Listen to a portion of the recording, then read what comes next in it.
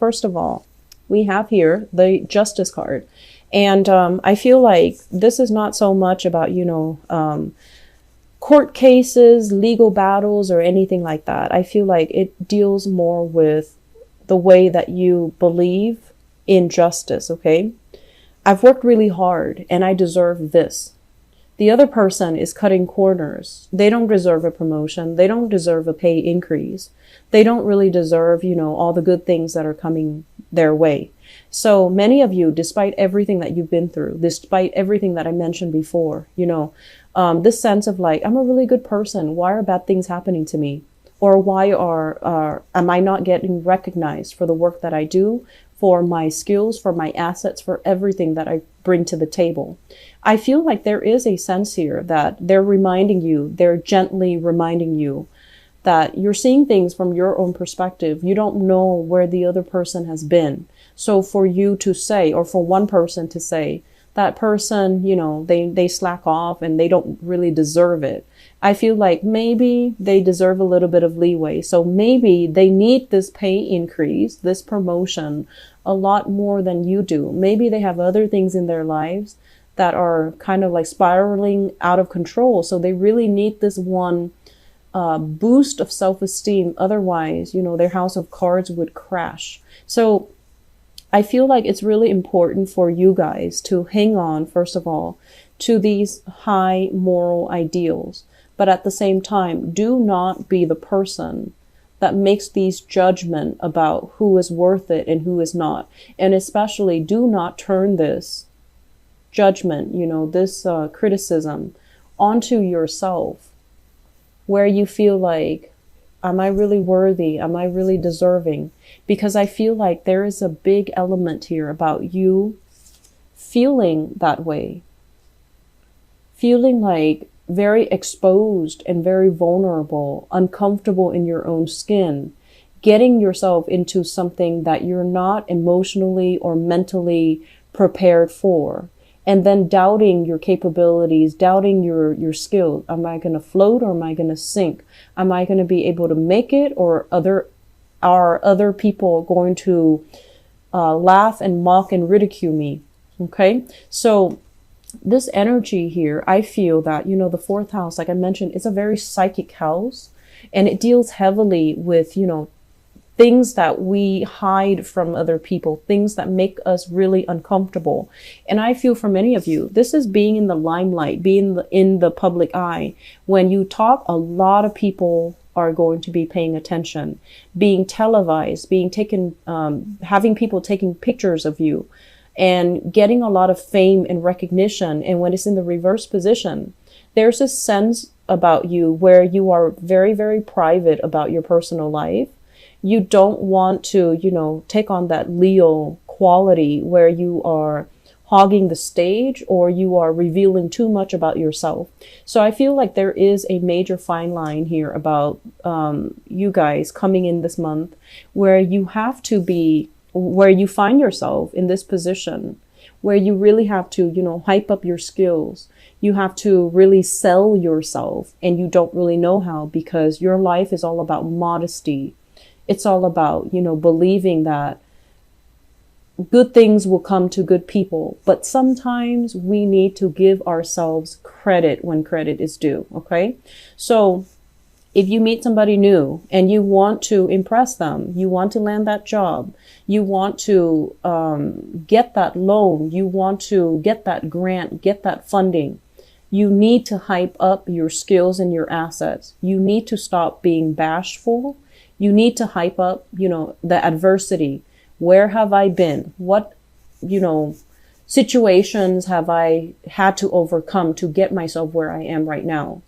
And how much determination I have because I've overcome so much adversity in my life. So do not shy away from everything that made you who you are.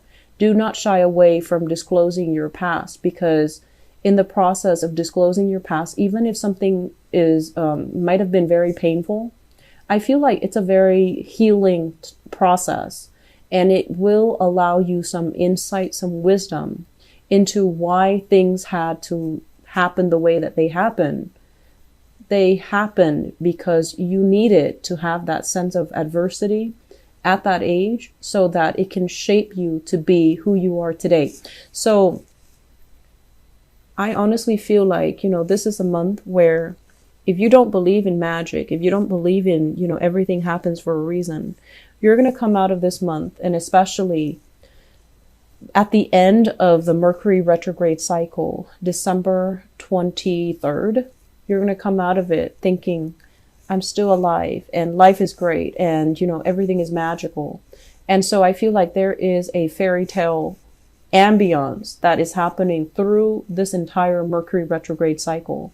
You're going to come out of it with all the fog lifted, questions that were unanswered, things that were very unclear, people deceiving you, things that you might have felt like there's something up, but I can't really put my finger on it. All of that is going to clear up, and you're going to know exactly what happened and where you stand with people.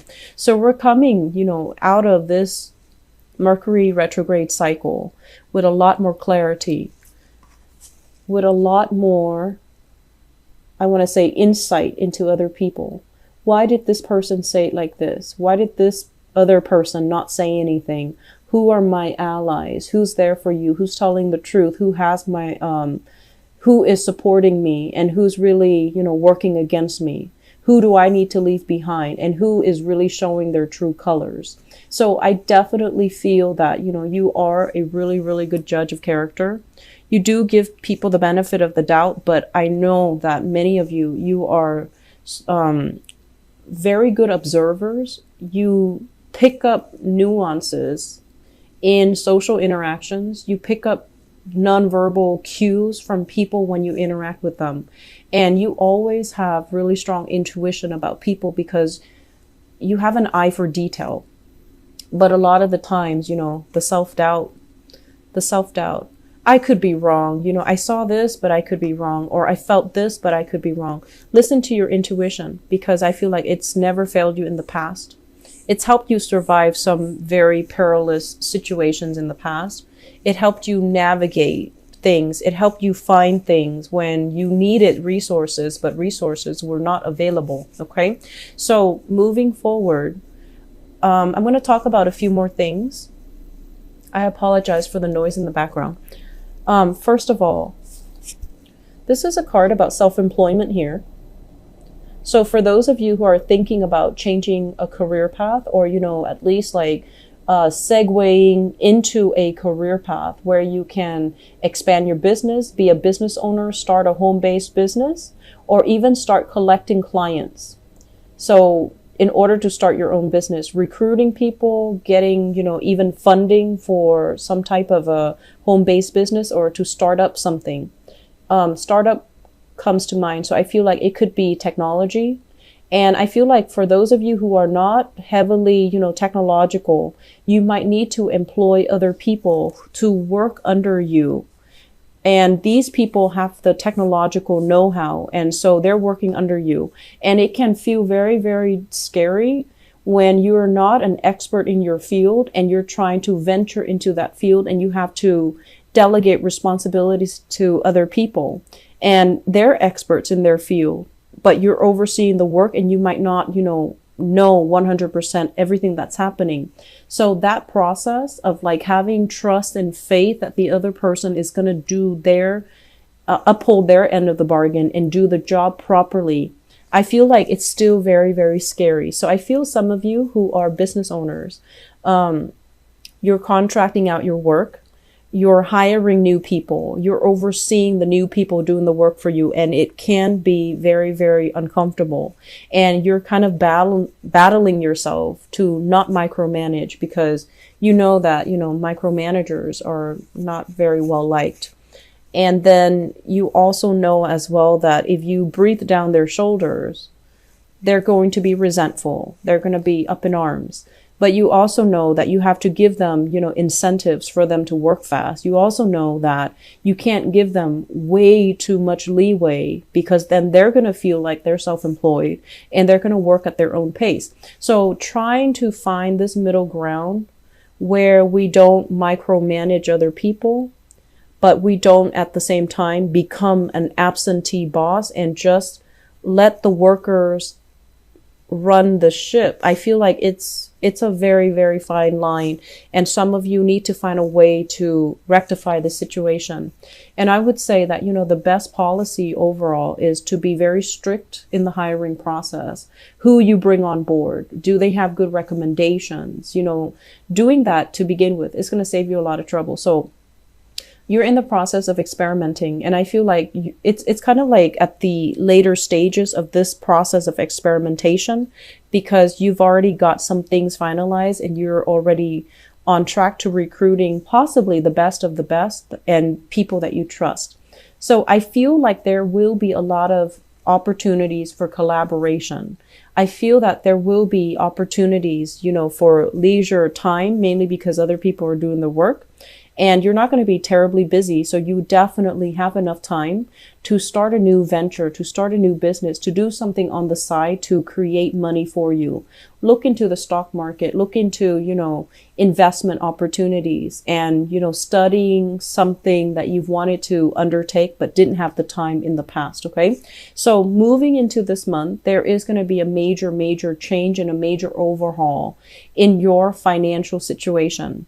We have here the Four of Pentacles and an Eight of Pentacles right on top of each other. So this is kind of like releasing something that is very security oriented, something that we were very, very fearful to let go because we feel like, what's the alternative? Once I let this go, what else is going to be in store for me? Am I going to be the same?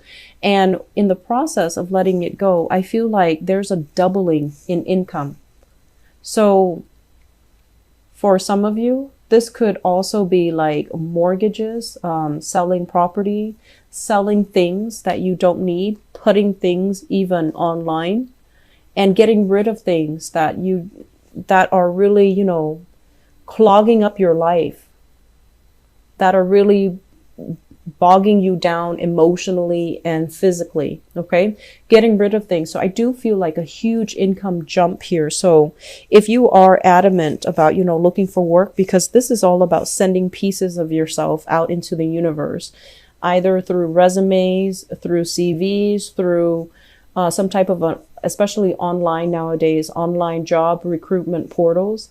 I do feel that it's going to allow you, the steps to get there so that you can double your income, so that you can achieve a lot more job satisfaction, have a lot more free time, even reducing the amount of hours that you work so that you can work and not feel pressured.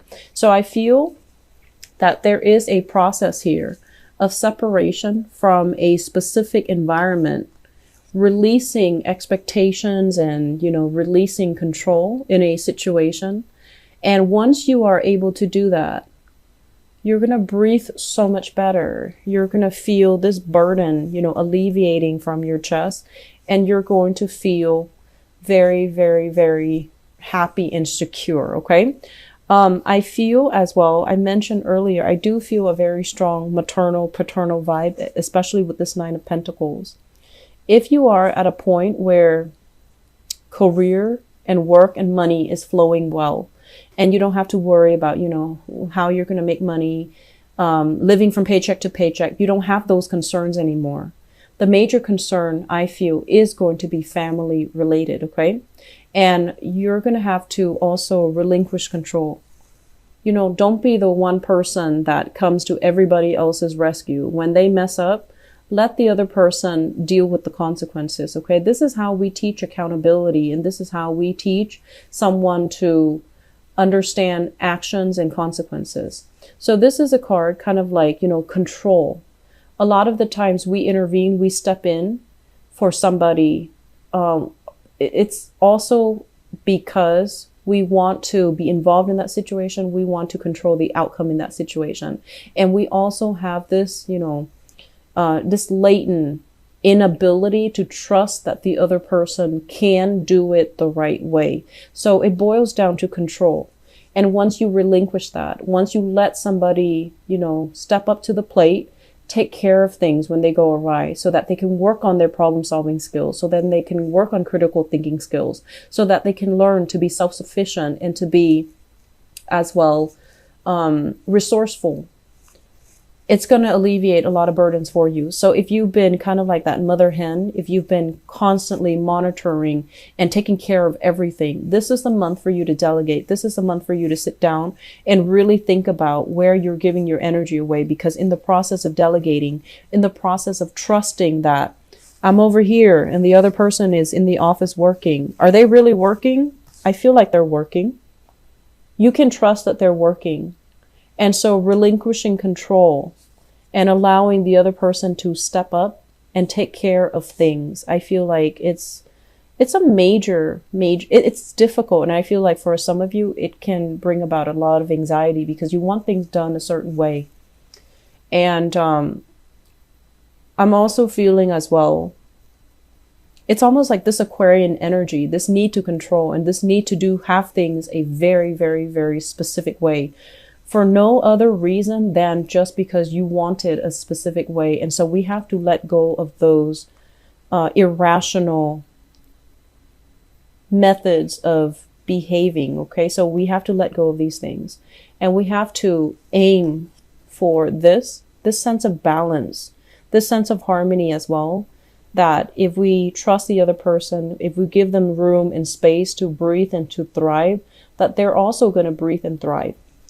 And that pretty much, sums up the first 6 cards here. The second part of this equation here is, it seems to me like in love relationship, there are options on the table. Okay, so we have here the Lovers in the reverse. And the Lovers in the reverse is usually a situation where there are too many people interfering in a love relationship. So you have here a fire sign, Sagittarius, Aries, or Leo. And I feel for some of you, this is somebody not approving of your relationship. And they're not disapproving of your relationship for no other reason than because they don't like the relationship. So it can be irrational. And then we have another person. This is a water sign, a Pisces, a Cancer, or a Scorpio. And I feel like for some of you, this is somebody in your life that is trying to move on. They're trying to exit the picture. And I'm also feeling as well, if you are debating between these two characters, if it's a situation where both of them are involved, I feel like the fire sign might be a more truthful, honest, stable relationship partner. I'm going to go into your love reading in a little bit, but I feel like this reading is very, very loaded. Okay. It's loaded with messages. And I feel like it's very, it's forcing you to really think about, some of the things that you have grown up believing about yourself. Are you lovable? Are you worthy of all these good things that are coming to you? And I also feel as well, it's forcing you to re-examine some things in terms of, you've had to deal with a lot of difficulties at a young age compared to your siblings, compared to your peers, like I mentioned. And these are character building life events that shape you into the person that you are right now. And so if there are grudges, with siblings, with family members, if you're holding grudges, you need to let them go. You need to release them, because these people form kind of like a soul contract. They're here to help you get where you are today. They've had to make sacrifices, great sacrifices. And I also feel that they've had to make sacrifices in terms of not being in your good graces. Like they've had to do things that even now you might not like them, you might not speak to them, but they have a soul contract with you to get you where you need to be. And so in the process of fulfilling their soul contract, they might have falling outs with you, and you both might not be talking. You're at a point where you're really, really happy. You're on top of the world. You're elated, and financially you're very secure. And they're at a point where their health is diminishing. If you have these relationships, you need to reconcile, okay? because they're there to teach you some things. And I feel like in our human forms, we don't always make the best decisions, and we don't always heed our higher intuition. But I feel like there's something more at stake here. And I feel a lot of it has to do with, we needed to experience these things, these relationships, these ways of loving, these ways of behaving at a young age, because they're shaping you into a much stronger person. If you didn't experience the adversity, you might be at this point taking everything for granted, coasting through life, and, you know, at the end of your life, having an easy life, but then not having that strength of character that comes with, you know, living a life of adversity. I hope that makes sense for you, Virgos.